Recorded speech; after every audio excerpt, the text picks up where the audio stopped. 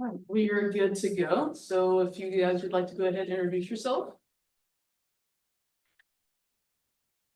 Hello, everybody. Okay, we'll have our introductions as part of our presentation, so we'll get to that in a moment. But first, we'll start off by sharing again. Thank you for coming to What Do You Do Again, connecting the dots from your role to open education. I did intentionally have those dots go all around and through the fire and then back again, because sometimes it's a complicated journey. But today we're going to be talking a little bit about how we make these connections. Next up, I want to talk a little about the agenda for today's presentation.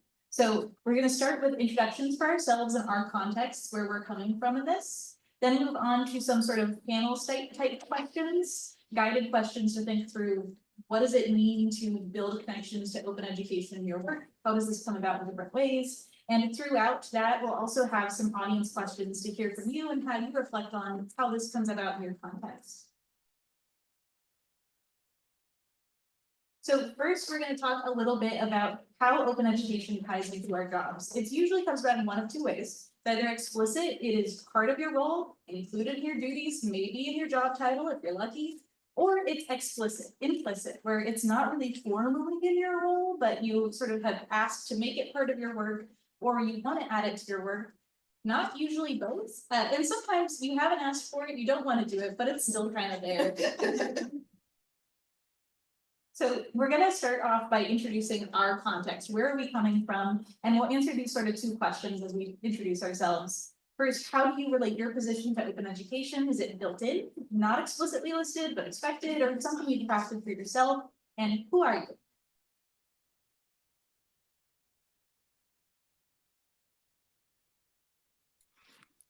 All right, so to kick things off, hi everyone. I'm joining from Vancouver, British Columbia. I hope you all are having so much fun. I'm having lots of FOMO over here, but really, really grateful that we have the option to participate online. My name's Amber Hoye, and I'm the director of the World Languages Resource Center at Boise State University. Open Ed wasn't originally part of my role, but over time, as I've taken on more projects and purposely incorporated it and then advocated for it, it's become more of my role. Oh, okay. See, I can see the slides here, but I wasn't paying attention to the screen. So there we go. That's how this is going to go. I'm Shannon Smith. I'm a student success librarian at the University of Wyoming. You know on here that it's been a journey. And I think the part that I want to share about that is I've had a lot of different roles now. And sometimes I've been in the position where open education wasn't part of the role I was taking on. And that became part of it as I was in a position. I have had jobs where that was like the main focus of my work. And right now, open education is explicit in my job description, but not a daily part of the work like most of us might think about it. So I'm kind of coming at this from a lot of the different angles that Abbey already alluded to. It's me again. So hi everybody, I'm Abbey Elder. I am the Open Access and Scholarly Communication Librarian at Iowa State University, and Open Ed is nowhere in that title, but I do lead our open education efforts at Iowa State. I am also the statewide open education coordinator for the state of Iowa, and I do a lot of open ed stuff just because. So although it's not explicitly in my position title, and it is not really, wasn't originally in my job description, open ed is a big part of what I do. All right, and I am Amanda Larson. I am the Affordable Learning Instructional Consultant at the Ohio State University. And I am in the very blessed position of having every position be explicitly tied to open ed. So originally I was the OER teaching assistant at Madison as a grad student. And then I was the open education librarian at Penn State. And now I don't have it in my title, but my work is explicitly tied to that work. My job's really weird. As you can tell, I have like the weirdest title of all of us. And that's just to say that my work is really focused around the instructional component. So I do a lot of work with open pedagogy and occasionally OER curation is still part of my job. And I like that there is sort of a through line of openness through all of the roles that I have had. And we're also in sort of a phase, so I might get a new title pretty soon. So that's pretty exciting. Maybe something a little smaller would be great. So You might be wondering, okay, this is called connecting the dots. Why don't you have a theme slide set around connecting dots or connecting lines or making things work in a different way? And one of the reasons why we went with the get out of the burning building slides is from the this is fine meme image, which was followed up by this is not fine from the author Casey Green a couple years ago, when they came out and said, you know what, maybe having the idea that we're surrounded by fire and it's okay and we can just sit here is not a good thing. Maybe we should react to it and do something about it. So what we want to say is, why do we draw these connections in our work? Well, it's because doing work without acknowledgement, doing work that you love and not feeling any actual connection to it or appreciation for it, or like it is being supported by the people that you work with, is not okay. It's not okay to feel like you're doing something just because, or that it's an extra thing on top of so many other duties that might not be supported by those who work with. So drawing these connections can be helpful, not only for ourselves, but also for better work-life balance and all that fun stuff as well. Deciding how on the fire you are. So we want to start a poll now. So what about you? How does Open Ed fit into your position? For those online, we want you to type your number in the chat. And for those who are here in person, hold out how many fingers for your number. Hopefully that is okay. 1 for explicitly, it's in my position. 2 for implicitly, it kind of is expected. 3 is I make it work in some way, and 4, I don't even know if it does count. Oh, there's such a variance. We've got 4s. Yeah, there are a couple of 4s, a lot of 2s and 3s, and a few 1s for those lucky folks in the audience who explicitly this is their work as well. Same in the chat as well. I'm surprised to see a few 4s actually. The fact that you're attending Open Ed and still like making it work is very good. Glad to have you here.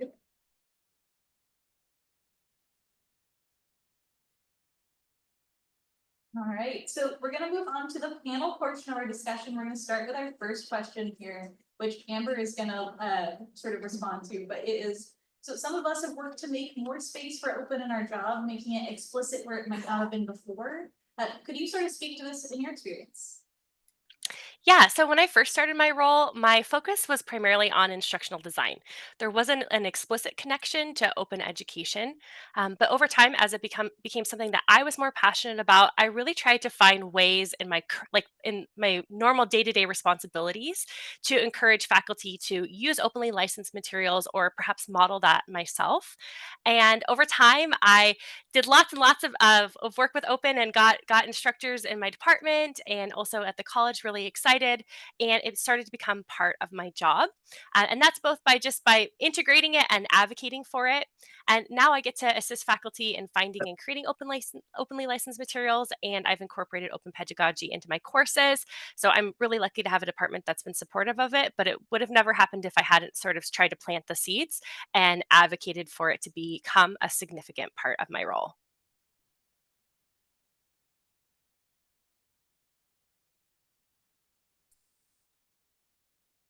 Any other notes from others about this? No? Okay, question 1.5 then. Yes, we do have a question 1.5, not just 2. So for those of us who have open ed sort of baked into our job descriptions, how have you advocated for open in your work outside of those base expectations? And have you brought new people or ideas into that work?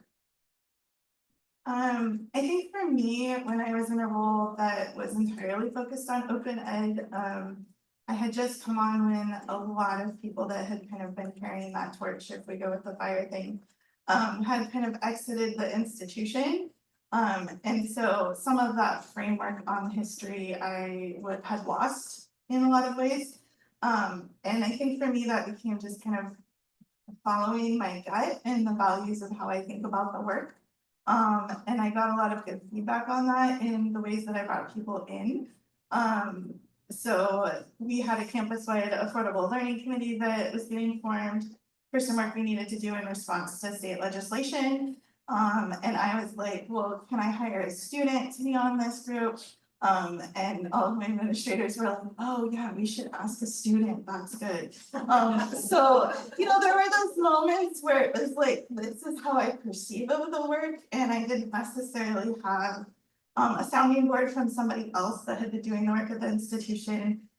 So following that sometimes is how we bring in new voices, and that path was how I met Amber, actually. She was an instructional designer that I reached out to for a lot of those conversations and helping me learn about the institution. And doing that, bringing those voices in, those were the people that kind of gave me the framework for across campus to meet new people, to try to advocate for those voices that might not typically be in those spaces. Yeah, and I had a very similar experience myself, sort of going beyond the base expectations of, okay, go talk to instructors, get them to learn about OER, get them to use open textbooks. Well, okay, I could do that, or I could think about, well, what's the big picture here? We're trying to foster open education across our campus. Although my base expectations are go talk to people and get this moving, maybe the talking to people who are gonna have the most impact are those instructional designers, the ones who are talking to people about redesigning their courses, the ones who understand what it means to do the work of changing what you're using in your class, and who can have a conversation with faculty about what that means. So a lot of the time when I step outside of that idea of, well, what is my role and how can I connect more people to open education?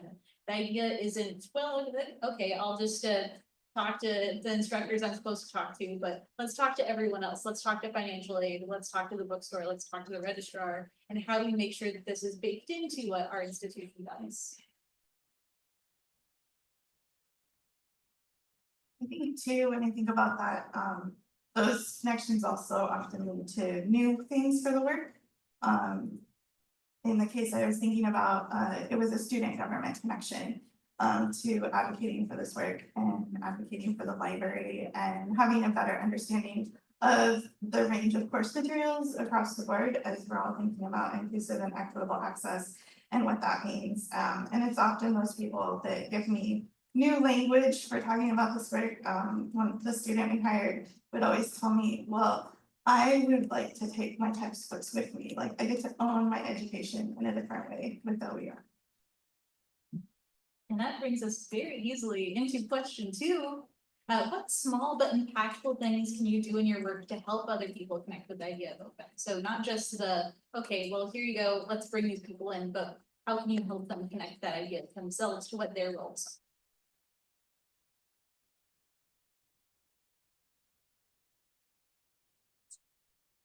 Okay, everybody's looking at me, so I guess I'm so I think for that,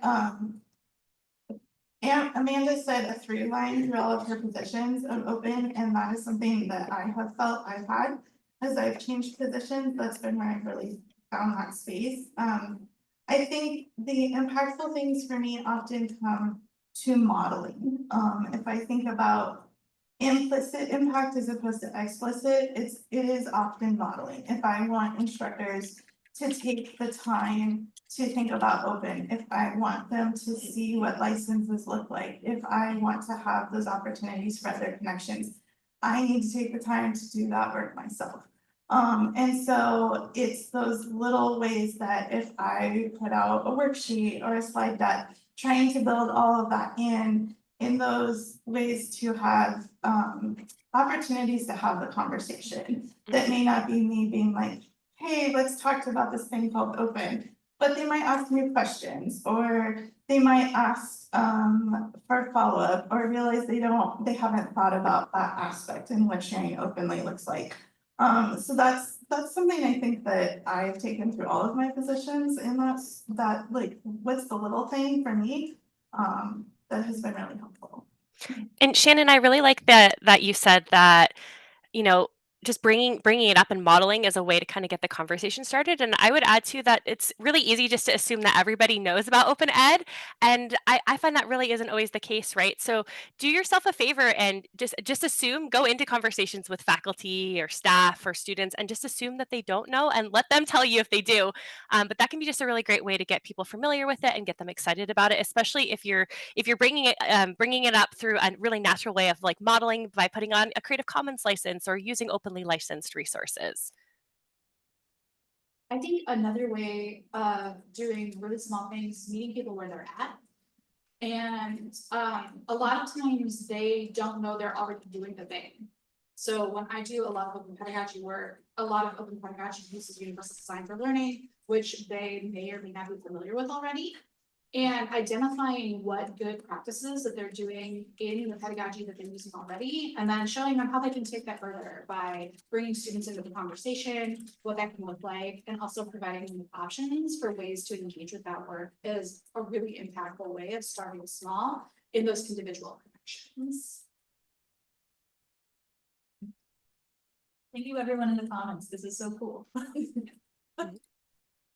Okay, moving on to question 3. I think this is a really good place to hop off from what are the small and impactful things you can do to, well, okay, we can't do all the things. We're saying we're doing a lot of cool things, but we can't do all the things. So how do you find value in the small wins in your work with Open Ed and building guardrails to keep yourself from burning out? As someone who's burnt out, let me answer this question. Let's start by not doing what I do. And one of the things that I found early on was that this work can be incredibly isolating. You might be the only person at your institution who cares about this work, who's doing this work, and so it's really important to build communities in order to like restoke the fire and have people to complain about your job too. But also, what I do when I mentor people now, and we're talking about folks who have started, they're at the very beginning of their careers, it's weird to be mid-career now. And yeah, it's really weird to be middle career. But is to talk to them about sustainability, and if they're starting a grant program, like let's start really small and then scale up, because it's much easier to scale up than it is to scale down. And one of the things that I have done to celebrate small wins in my job is, so for the way my relationship works with my supervisor, we filled out a little form about what we've been up to the last couple weeks. And I was like, this feels really negative. Can I add on here, what small wins are you celebrating this week? And it's been a really great way to touch base with like the positivity and hope that actually surrounds this work, instead of thinking about all of the institutional crises that we're facing at the time. And then my last word on not burning out is, folks, you should say no to things. Like, please say no to things. Like, really look at the capacity that you have and figure out where your passion is, and try to figure out how to say yes only to the things that meet that criteria. And then look to your supervisor for ways to help you say no to things. So that you're not having to manage it hard, maybe institutional decisions by yourself. Be like, okay, if I'm going to do this thing, and I'm not saying that I want to, what comes off of my plate in order to do this work? Like, if it's that important that I can't say no to it, what's the exchange? Because there's only so much of us that we can give to doing the work completely. I think there's I really love, oh, sorry, Shannon, go ahead. Oh, you go ahead. I was just gonna say, Amanda, I really love that you said that you should go to your supervisor to look for help with that. And I would say on the flip side, if you are a supervisor trying to like help your team actively, don't wait for them to come to you. Talk about, you know, burnout frequently, and talk about how to put guardrails in place as often as possible, so that just becomes part of the culture in your organization. You got some applause in the room, Amber. I think coming off of something Amanda said, I would fully acknowledge too. I have joked that this slide is about do what I say, not what I do. I think there's that having the conversation that Amanda was talking about in terms of being willing to say no and what's on your plate and what's coming off. I'm not good at this. And I think for me, it's slowly morphed over time on understanding why I'm saying yes. And I think this can be especially important if you're early career. Are you saying yes because it's an expectation and your administrators have asked for it? Because that's completely valid. And that is a way to retain your job and your stability, and that is okay. You may not like the thing that you're gonna do, but you're gonna say yes to it because this is where it's headed. I have been in the position before of my community, and I'm pointing at all of my co-panelists here, are the ones that have me celebrate small wins. Or ask me, why are you saying yes to this? So sometimes if it's people that are coming from my community, or instructors or students that I have really strong relationships with, I am more likely to say yes to those things because it is my joy. And it is going to fill my cup and help keep me moving forward in my work when I'm really frustrated. I think the category that for me, that I start to go, I've gotten better about recognizing if I don't know why I'm saying yes, I should probably say no. Yes. And that's been a helpful framing for me to think about, and it's probably these three co-panelists that have helped me learn that over the years. So I think having that community, recognizing, celebrate your small wins with your supervisors if you can. If you can't, you can do that with other people. It can even, you know, it can look like a text message. So, yeah. That was such a good note. Okay, now we get to go to the what about you section. So coming back around to that idea of the poll we had earlier, what small wins have you achieved in your work? For the online attendees, share them in the chat. And for everyone in person, please share with someone sitting next to you. What is something that you've accomplished recently that you're like, you know what, this might not be the most exciting, huge, big thing in the world. I didn't just start up some giant corporation or something, who knows? But what is one small thing that you're excited to share with someone else? And if you don't have someone sitting next to you, you can speak it to yourself. Proud of appreciated. Hi.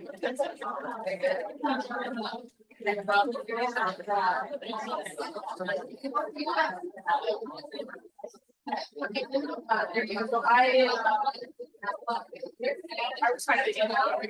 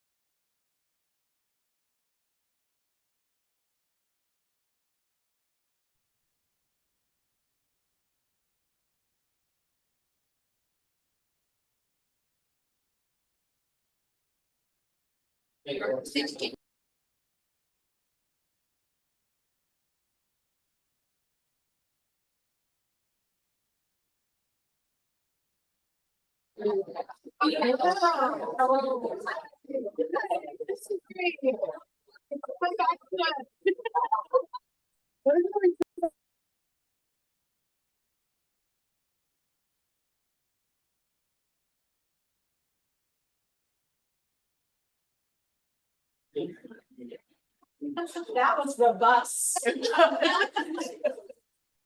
Robust is such a good word for that. Okay. So many great messages in chat too. I tried to share some of them up on the screen, so hopefully in-person folks get to see a few. Yeah, I think one of my favorite notes in the chat was someone who said they learned how to write a very complex Excel formula for a spreadsheet project, which that is a small win I can understand. So what we're gonna do is first skip question 4 because we kind of answered it already, but thank you for it, Amber. And we're gonna go straight to question 5. Now, this is a fun one for me as a one-person army, but we don't all have to be a one-person army either. We can lean on other support systems in our institutional and regional communities. So I'm asking this myself. For those of you who have successfully reached beyond your role for help, how have you done that?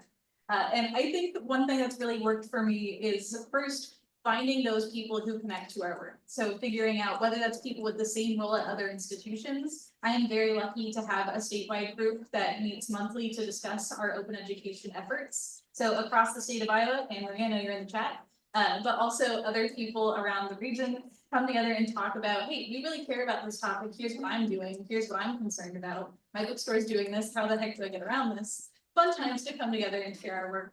But also institutionally, it's finding those people who have shared goals and interests. It's not just, okay, well, we care about OER, but we care about student success. We care about things like accessibility. We care about making sure that we're not buying into platforms for the sake of buying into platforms.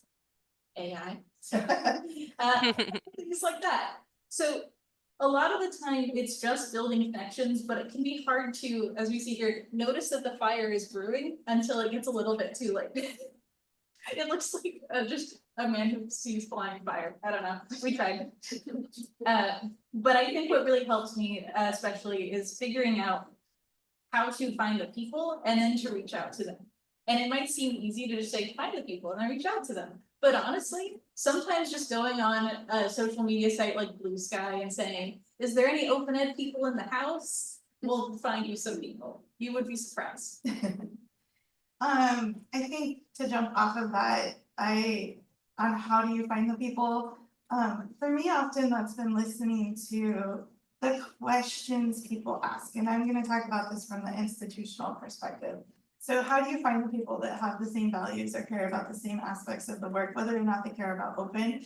It's being like, hey, thank you so much for asking that question in that meeting. I really care about student privacy with data too. Can we talk? And like making sure you take the effort to follow up with that moment. And I have mostly done this virtually, but 4 of my last 5 years have been fully remote, so it's possible either way. To kind of just take those glimmers and ask if you can talk or say those moments, because those can become the people that are operating outside of your sphere, in my case, the library, that you can have the sounding board conversations with. And I think it's helpful to have that within your institution because you have the political landscape and the bureaucratic landscape of the other things that are really important and moving forward as well. Also, when you go to conferences like you're at today, or you're on a webinar and you see people who share great ideas, or you form a connection, take time to take a picture of their name tag. This is something I did at OE Global last year. It was great. I had tons of name tags in my camera roll, but take a picture of their name tag or screenshot their the comment that really resonated with you, and then find ways to actively connect with them. Find them on LinkedIn or whatever social media platform they're on.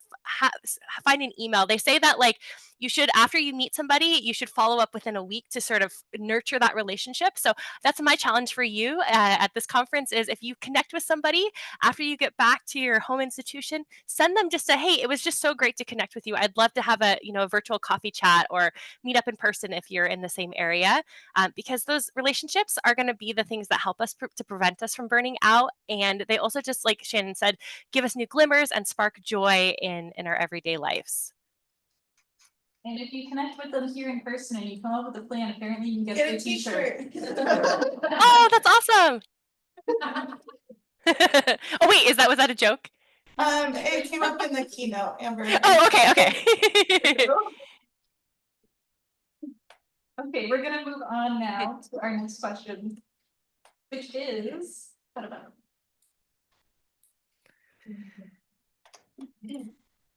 our poll. So we are not going to do another big talking moment because we were told next door that it was a little bit too Walls are much. thin, apparently, for anybody presenting. Walls So are thin. instead, we would like you to personally reflect on how you recognize when you need to ask for help and who you reach out to in those situations. So if you don't have someone you reach out to right now, how do you say, I need help with this, I need to discuss with someone else, what is this open ed stuff that I'm being asked to work on, that I am working on, that I want to work on. Consider who you might reach out to in the future. And for those online, feel free to post in the chat who you reach out to, but we're only going to hold on this for a couple of seconds so we can move on and finish up this presentation. And keep an eye on the chat coming through so you can get ideas of cool people and organizations. The Open Education Network is great. All right. So moving on to question 6, so we can just get through these last couple of questions. I want to say, ask, changes in institutional culture will not happen overnight. So if you don't have a role related to open ed and you want to, or your institution doesn't care about open ed, but you want them to, how do you take care of yourself and maintain a sense of self when it feels like progress isn't being made? Like, I'm trying to build these connections to anything that I'm doing, but it's not happening. So a lot of higher ed across North America is suffering from administration, vacuums, a lot of turnover, a lot of change. A lot of institutions have a lack in leadership where it comes to making decisions about the kind of work that we do. And one of the things that's been very difficult for me in the past couple of years is trying to remove the pressure on myself for seeking institutional praise, like, and buy-in necessarily. Someone in my institution thinks the work that's valid. I have a job, it has a dedicated like budget, fine. But like disconnecting from the idea that the institution is going to value necessarily the work that you do, because you take that on as part of your identity. A lot of our work is identity basing. We go out and meet people, we do a lot of emotional labor. We do a lot of advocacy. We do a lot of talking up to people and managing up, even if we're not in managing roles, to try and get people to get on the same ship that we're on. And so it can really feel like you're bogged down with that sense that there's no progress being made. And so what I've done is I've taken a step back and really redefined the way that I measure progress in my role. And so we've gone through a really tough 3 years. They dissolved our grant program in the last 6 months. And we're starting over from scratch in the libraries. And so it's hard not to take that and be like, oh God, the world is ending, like everything is over. And instead of getting to a place where like, I feel hopeful, I feel really good about the progress that we're making on rebuilding something new. But it was a lot of work to get there. So what I'm saying is like, don't create an institution to like you on the back. It's great if they do, but like don't make that part of your identity. You are doing this work. There's enough of other parts of you that are part of the work that you're doing. And to really maintain that sense of why are you doing this work? What drew you to this work? For me, it was that I was the student who couldn't afford textbooks. I had to buy textbooks on a book voucher when I was an undergrad. And that meant I had less money to live on off of financial aid. So there was less food in my stomach, less needs being met. And there are people who are, raising children and who are taking care of elders who come at this from a different perspective in a very ableist society. And so like, you really have to take the time, no one else is going to do it for you, to protect yourself. And that sense of self that you have when you do this work. Okay, so we're gonna move on to questions. We only have a couple of minutes. So we want to ask if you have a question for us about how you address these problems, how you might consider a specific problem you're dealing with when it comes to connecting your work to open education. Let us know either in the chat or raise your hand and we'll bring you on mic. And Amber, since we don't have that much time left, do you want to move to the key takeaways so everybody can see that too? Yeah.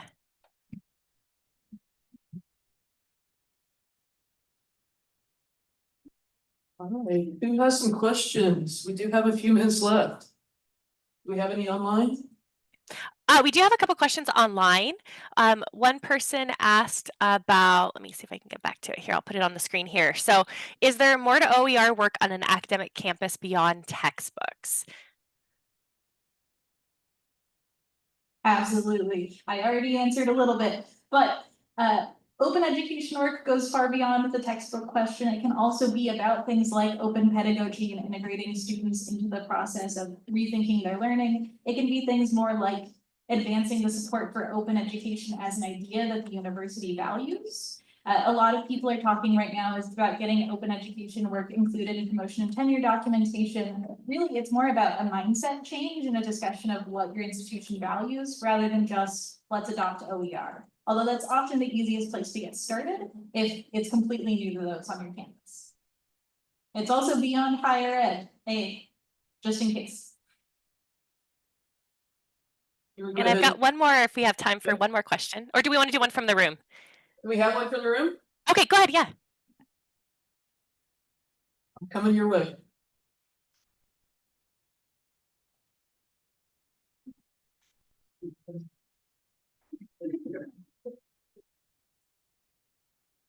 No? It was an accidental question. Well, I made it back here. Any questions? Do you want to go ahead and read the perfect? So how do you make the case to your institution for the huge return on investment for OER and open education and how it ties into the institutional strategic plan? What kind of talking points do you use? Retention rates. There is a great article that came out of Georgia that talks about how using OER in the classroom decrease DFW rates, so drop fail withdraw rates, and it also helps retain students, and admin love those words. They love those words. And then the other thing that I have learned personally is that you can't divorce your progress and reporting up to admin without cost savings. That is what they care about. They want that dollar return amount. So figure out your formula for whatever that will look like, and then consistently report the savings that you have up to admin. A strategic planning kind of lingo that has been useful for me working at Western states where they're usually land grant institutions, and so giving back to the state is really important. I don't know how many people know this. Wyoming only has one four-year institution, has been lifelong learning. And so kind of having that conversation and connecting the work of Open and OER to lifelong learning, how we're giving back to the state, how we're having those conversations. I've used that in a number of jobs, and I've had pretty good luck where administrators are like, oh, like they haven't thought of it from that angle. What I would say is one of the weird one of the weird things about talking about open ed is sometimes it's very easy and sometimes it's hard. But it's been luckily very easy for me to draw connections to our strategic plan, because one of our university strategic plan goals is to be the most student-centered university. Like, okay, the most student-centered university. Well, in order to do that, first we have to bring in student voices. Then we have to consider student concerns. Then we have to address how we can support them in all of the ways they need to be supported. And open ed sort of addresses all of those things. So let's figure out how to tie that whenever we're talking about something. So a lot of the time when we're proposing something new to our provost or talking about advancing the open education program on campus, we say, and this satisfies this part of the university's strategic plan. Just state it outright. Don't make it explicit when it might have been implicit. Draw the connection for them. Yeah. Make it clear. We are at the 2 That's so minute great. And mark. if there's, Go ahead. oh, I was just gonna say, and if there's language that the university uses around buzzwords or keywords, try to, again, when you have a proposal or things like that, try to integrate that. Help them, like Shannon said, help them make those connections. Use their language if you can. That's really, really valuable. Okay, thank you. So we are below the 2 minute mark, and I think, do we still have a question online as well? Nope, I think we've been kind of self-answering questions in chat, so I think we're good well, here. We do have one more in the audience, and then we'll adjourn. So question is, how do you attract open ideas, open pedagogy ideas to non-pedagogical departments like IT?